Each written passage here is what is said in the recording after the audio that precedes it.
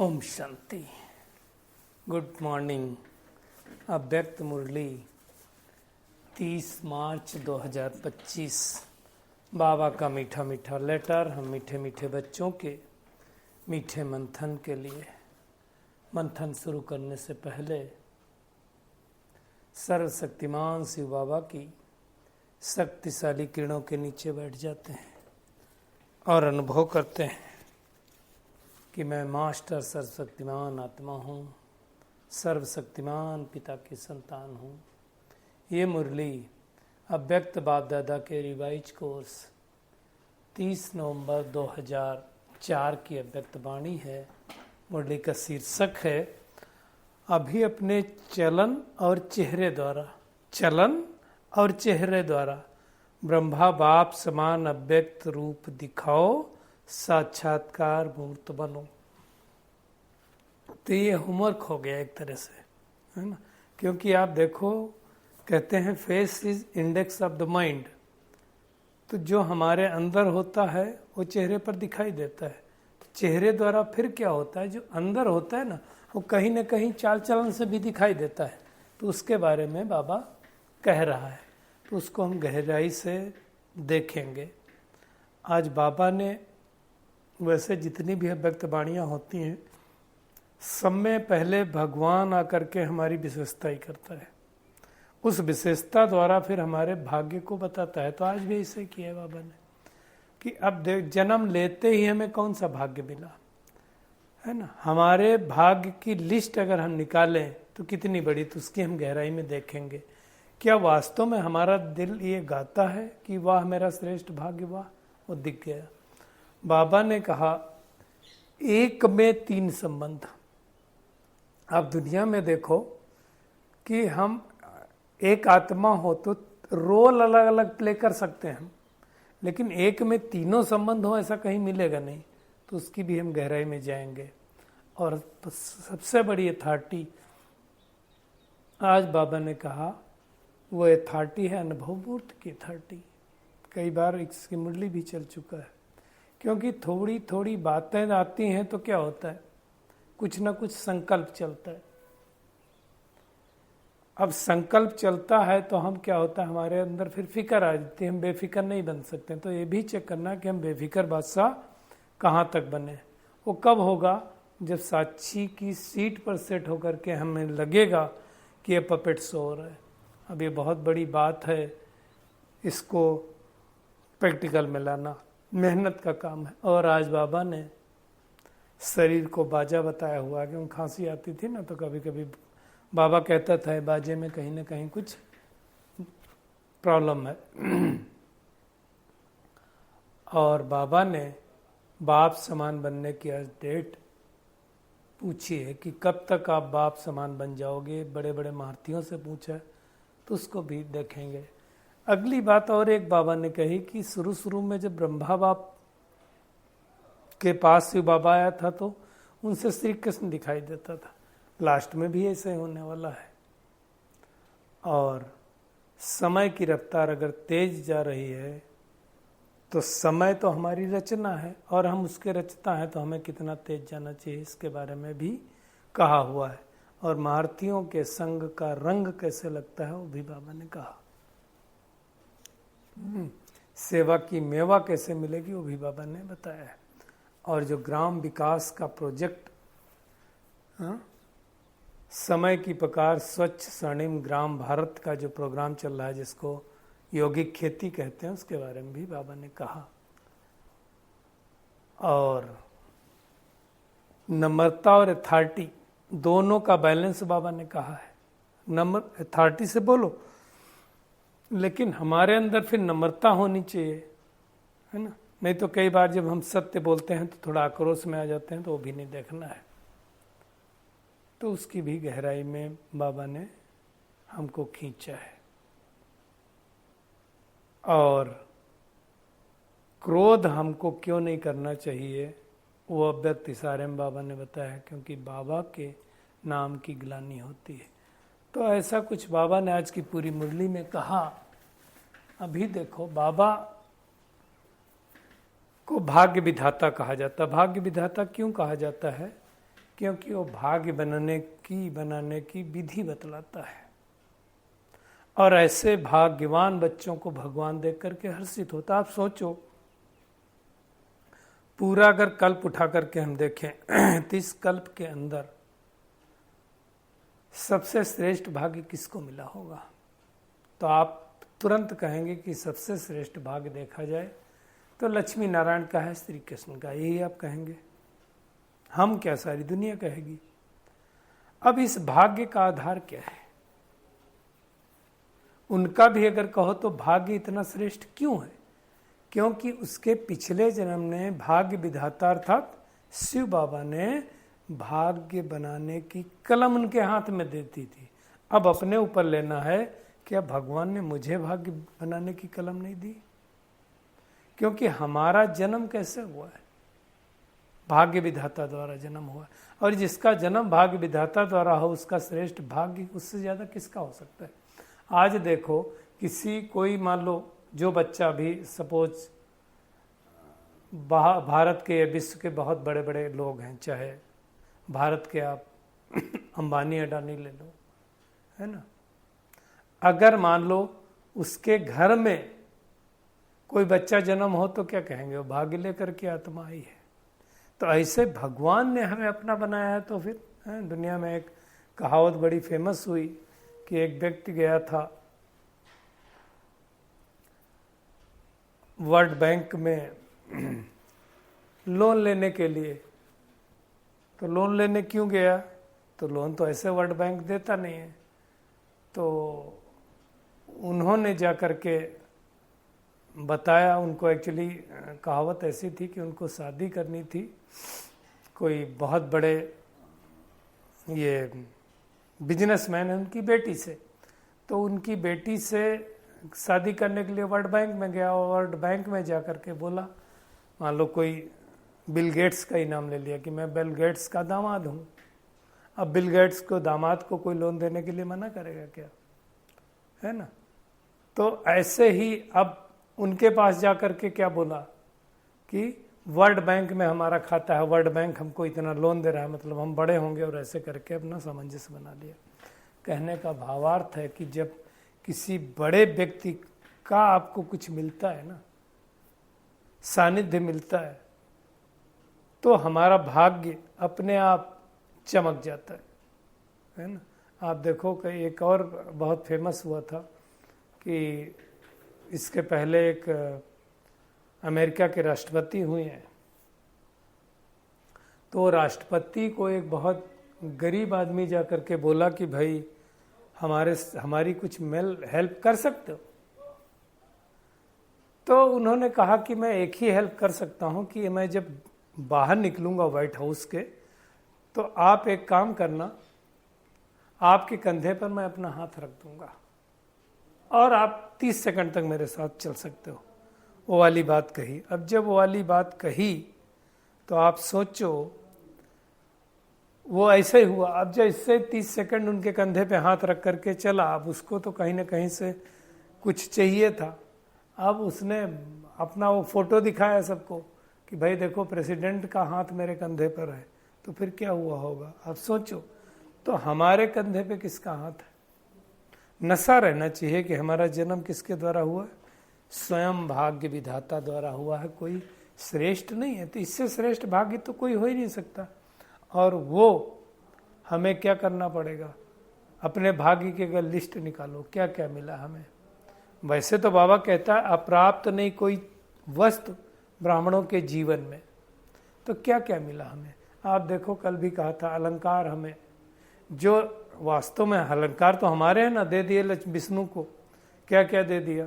सुदर्शन चक्रधारी दे दिया, कमल पुष्प दे दिया, गदा दे दिया, है ना, शंख दे दिया। अब शंख पद्म गदा ये सब तो विष्णु के अलंकार हैं, वो हमें दे दिया तो ये भी भाग्य हो गया। आत्मा का नॉलेज दे दिया, परमधाम का नॉलेज दे दिया, सतयुग में कैसे जाएंगे उसका नॉलेज दे दिया, है ना। इस ब्राह्मण जीवन में भी जीवन कैसे जीना है, जीवन जीने का तरीका दे दिया। इससे बड़ा भाग्य क्या हो सकता है? तो दिल में ये गीत बजना चाहिए। क्या गीत बजना चाहिए? वाह भाग्य विधाता बाप, वाह वाह मेरा भाग्य, वाह। अब वो बचता है कि नहीं बचता? कई लोगों को इतना सब होने के बाद भी वो नशा ही नहीं चढ़ता है। दुनिया में नशा चढ़ जाता, हमको नशा क्यों नहीं चढ़ रहा है? नशा इसलिए नहीं चढ़ रहा है क्योंकि हमारा शायद कनेक्शन ठीक से नहीं लगता होगा, तो फिर हमें वो प्राप्ति नहीं होती है।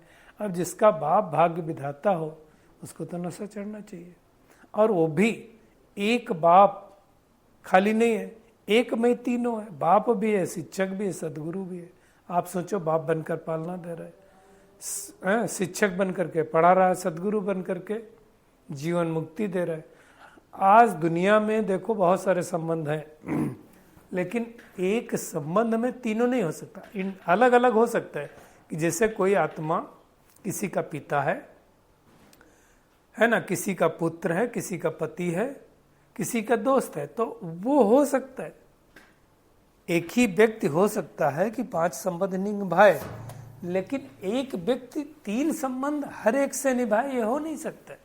ये भगवान ही हो सकता है कि हमारा एक ही समय में वो हमारा पिता भी है, हमारा टीचर भी है, हमारा सदगुरु भी। लौकिक में कई बार 2 तो होते हैं। 2 कैसे होते हैं?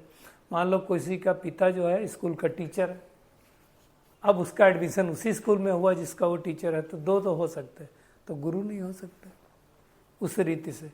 तो ये बहुत बड़ी बात है और बहुत बड़ी प्राप्ति है, छोटी प्राप्ति नहीं है। इस प्राप्ति का हमें नशा रहना चाहिए। इसलिए बाबा ने कहा कि तुम लिस्ट निकालो अपने भाग्य की। आप देखो थोड़े दिनों बाद जब ये सृष्टि बदलेगी, उस टाइम आप अपनी मनोदशा देखना और दूसरों की देखना कैसी रहती। और सबसे बड़ी इंपॉर्टेंट बात कि आप तो जाएंगे सतयुग। क्या सब सतयुग जाएंगे? कभी हम सब ने सोचा था सपने में कि हम देवता बनेंगे, दिव्य देवता बन सकते हैं? कभी नहीं सोचा था। अब ये अनुभव की बात है, होना चाहिए। कब होगा? जब हमारे स्मृति में रहेगी कि हमें कौन मिला है, कौन हमारा साथी। ये स्मृति रहना चाहिए कि हम परमात्मा के मालिक के बच्चे हैं। बालक सो मालिक। देखो एक दास होता है, हमने पिछली मंडियों में भी देखा है, दास हमेशा उदास रहता है, लेकिन जो बच्चा होता है ना, उसको सब कुछ मिलता है। जैसे राजा के बच्चे को बिछुड़ गया हो तो उसको नशा नहीं रहेगा, भीख मांगेगा, लेकिन जैसे ही उसको पता चले कि हम राजा के बच्चे हैं, उस दिन से भीख मांगना बंद कर देगा। तो ऐसे हम भी भटक रहे थे, हाथ फैला रहे थे इधर उधर। जैसे पता चला तो हमने क्या किया? हाथ फैलाना बंद कर दिया। क्यों? क्योंकि भगवान तो सब कुछ दे रहा है। तो चेक करें, हम बालक से मालिक हैं, मालिक बनने वाले हैं। तो बाबा कहता है इस हिसाब से क्या हो गया? हम डबल राज्य बन गए। दुनिया में देखा जाए तो सबसे ऊंच पद कौन सा होता है? राज्य का अधिकार होता है।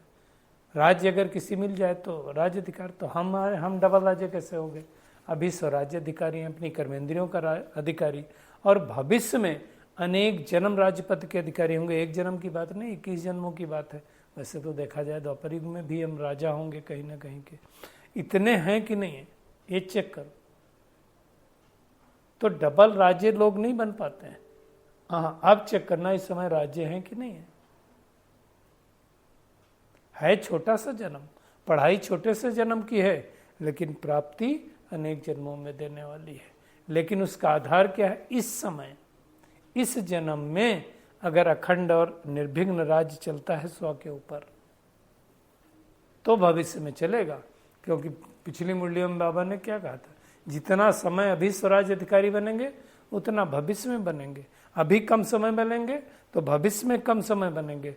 तो हमें अभी का देखना है, और उसके लिए जितना स्वराज्य अधिकारी उतना फिर बेफिक्र बादशाह भी चाहिए। फिक्र किस बात की? फिक्र के बजाय फक्र होना चाहिए। फिक्र उसकी की किसकी करते हैं? फिक्र उसकी कीजिए जो कुछ नया हो, है ना। नया नहीं है, बनी बनाई बन रही है, बनी कुछ नहीं, लेकिन बनाना पड़ेगा। तो उसके लिए बेफिक्र बादशाह बनना। बेफिक्र किसको कहेंगे? जिसको लग रहा हो इस सृष्टि में जो कुछ चल रहा है वो पपेट शो के समान चल रहा है। पपेट शो देखा होगा, हम सब छोटे थे, कठपुतली का।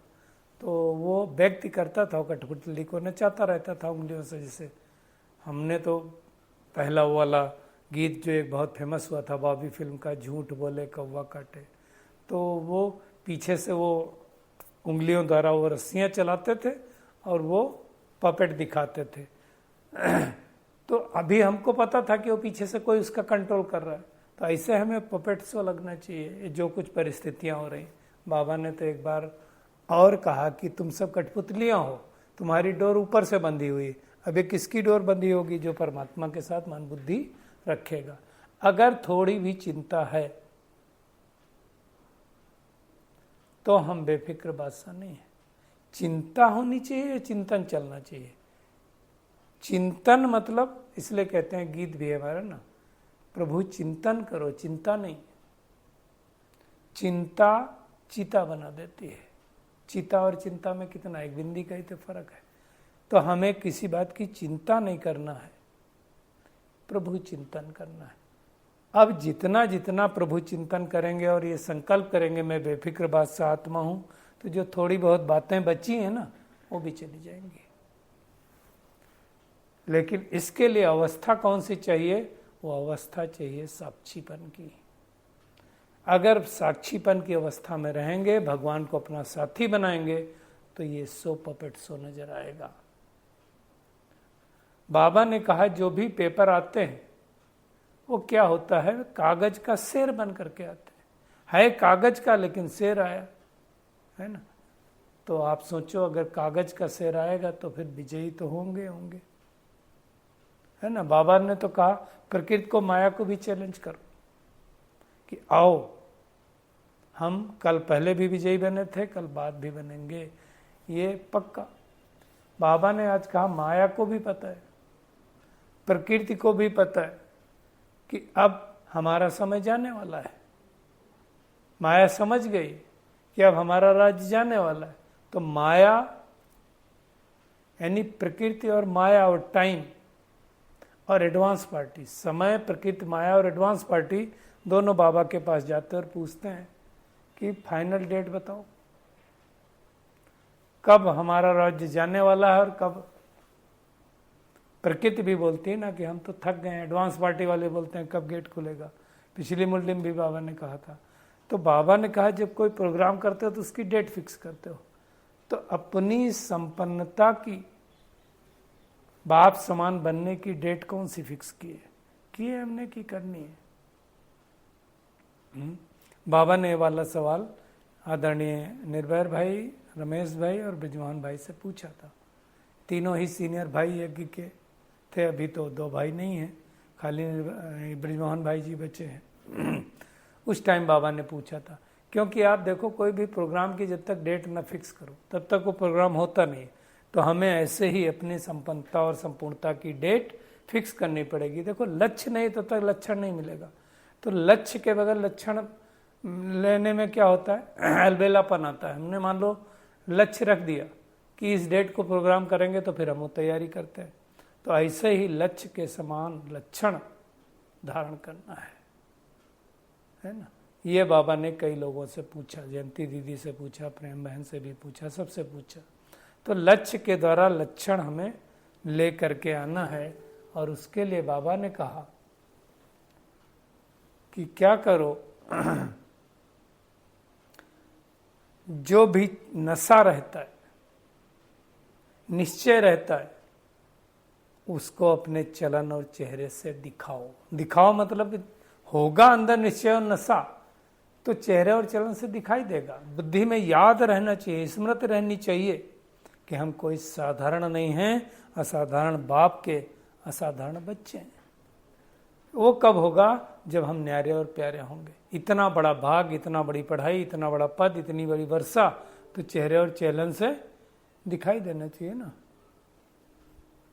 तो वो हमें चेक करना है कि है क्या नहीं है। और उसके लिए तो पहले बाबा ने कहा जितना स्वराज्य अधिकारी होंगे उतना बनेंगे। आप देखो ब्रह्मा बाबा तो बहुत साधारण थे, हम सबको पता है। उनसे क्या होता था? श्री कृष्ण दिखाई देता था। अब ये इतनी बड़ी चर्चा हो गई थी कि फॉरेन तक गई है। एक दादा आया है, कहता है मुझे 16,108 रानियाँ चाहिए, अपने को श्री कृष्ण बोलता है, और कहता है कि 350 मिल गई हैं, बाकी की और तलाश जारी है। तो ये बाबा से साक्षात्कार होता था, लास्ट में भी होना था, होगा। तो बाबा कहता है 108 की माला की दाना फिक्स करो, क्योंकि समय की रफ्तार तो तेज जा रही है। समय हमारी रचना है, हम रचता है या समय रचना है, क्या कहेंगे?